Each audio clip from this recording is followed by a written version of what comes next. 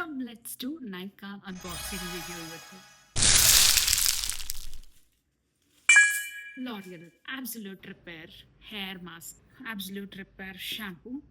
First ಮಾಸ್ಕ್ನ ಬಳಸಿ ಆಮೇಲೆ ಶಾಂಪೂ ಯೂಸ್ ಮಾಡಬೇಕು. ಪದೇ ಪದೇ ಸಲೂನ್ಗೆ ಹೋಗಿ ಹೇರ್ ಕಲರ್ ಮಾಡೋ ಅವಶ್ಯಕತೆ ಇಲ್ಲ, ಅದರಿಂದ ಹೇರ್ ಡ್ಯಾಮೇಜ್ ಆಗ್ಬೋದು.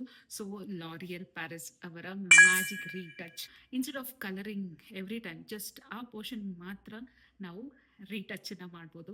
ಸೊ ಇದು ಜಸ್ಟ್ ಲೈಕ್ ಸ್ಪ್ರೇ, ನಿಮ್ಗೆ ಎಲ್ಲಿ ವೈಟ್ ಹೇರ್ಸ್ ಗ್ರೇ ಹೇರ್ಸ್ ಇದೆಯೋ ಅಲ್ಲಿ ಮಾತ್ರ ರೀಟಚ್ ಮಾಡ್ಬೋದು. ಇದು ಏಜ್ಡ್ ಪರ್ಸನ್ಸ್ಗೂ ಕೂಡ ತುಂಬಾ ಹೆಲ್ಪ್ಫುಲ್. ಬೇಕು ಎವ್ರಿ ವೀಕ್ ಹೇರ್ ಕಲರ್ ಮಾಡೋ ಅವಶ್ಯಕತೆ ಇರಲ್ಲ. This is dark brown shade.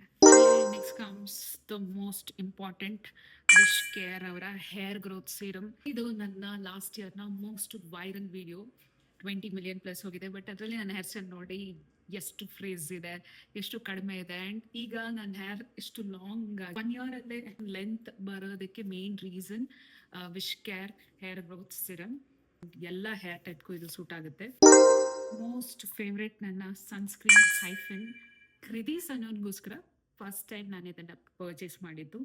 So hyphen all in one sunscreen, SPF P+++ ಇದೆ. ಮಾಯ್ಶ್ಚರೈಸರ್ ಆಗು ಇದು ವರ್ಕ್ ಆಗುತ್ತೆ, ಆ್ಯಂಡ್ ಸನ್ಸ್ಕ್ರೀನ್ ಆಗಿ ದಿ ಬೆಸ್ಟ್. ನನಗೆ ಯಾವುದೇ ಬ್ರೇಕ್ಔಟ್ಸ್ ಆಗಿಲ್ಲ.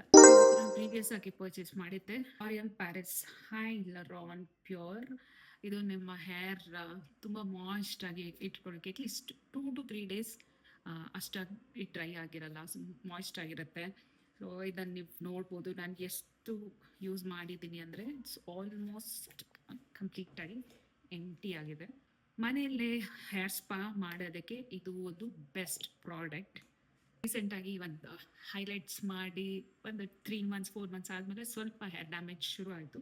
ಸೊ ಅದರಿಂದ ಈ ಸರಿ ಆಬ್ಸಲ್ಯೂಟ್ ರಿಪೇರ್ನ ಟ್ರೈ ಮಾಡೋಣ ಅಂತ ಇದ್ದೀನಿ, just because I love L'Oreal.